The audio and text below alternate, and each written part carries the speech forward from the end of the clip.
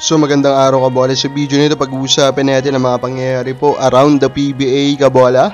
And then of course ang availability po ng isang big man na huling naglaro po sa Blackwater Elite. This guy is legit 6'7 kabola. So mahirap po maganap ng ganitong klaseng player. Sino dapat yung tatlong teams na magka-interest sa kanya? So hindi pa na-subscribe, pakipindot naman po yung subscription button. So in a shocking way kabola, si Coach Tim Coat kinall out niya yung kanya pong first unit kabola.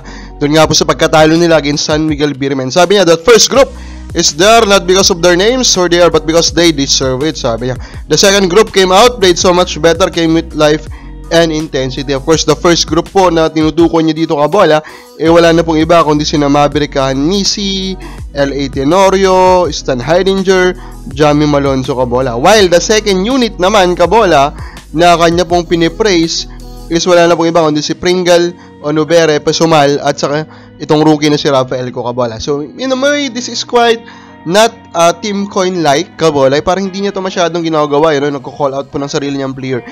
Does that mean that the problem of Ginebra right now is bigger than the usual? I think that could be the reality. It is quite bigger than expected kabola.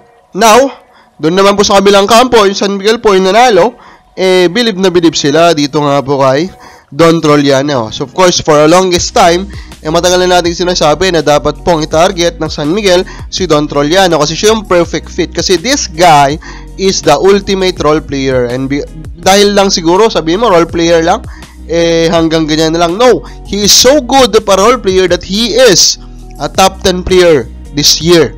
Doon sa ranking natin, ganun po katibay yan. Alam niyo yung ginagawa niya, alam niyo kung paano mag-fit po sa rooster kung nasaan man po siya kabola. Now of course, pag-uusapan natin in terms of free agency is yung availability nga po nitong si Yusuf Taha. Si Taha nga po is pinakawalan na po ng Blackwater Elite sa kanilang unrestricted free agency. Pag sinabi mo unrestricted free agency po, again, may karapatan po ang kahit sinong team na gustong mag-sign po sa kanya kabola.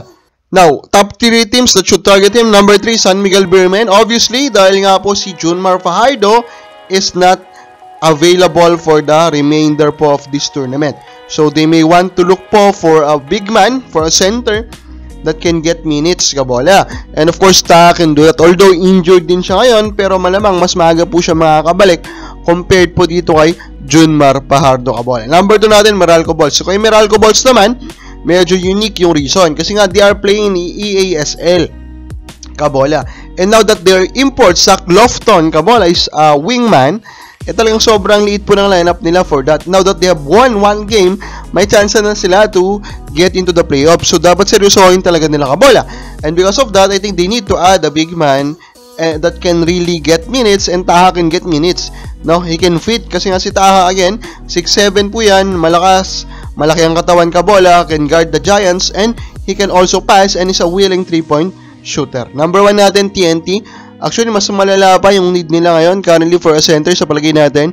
Kasi nga po currently, they are missing 2 of their 3 main centers in JP Aram at saka ito nga pong si Chua kabola. And because of that, they may want to look po if they can have Taha, and that could be the reason din, di ba? Kung bakit pinakawalan siya ng Blackwater, di ba? Knowing the connection po of Blackwater sa TNT kabola. And then let's talk about some comments here kabola. Sabi po ni Rogelio Montenero dun sa isang video natin, matagal ng farm team, mga team na nagbibigay ng mga players sa superstar sa mga malakas na team na mapera. Tama. Renz Vlog, matagal na yan farm team. At of course, alam natin matagal na yan, pero sana mabago.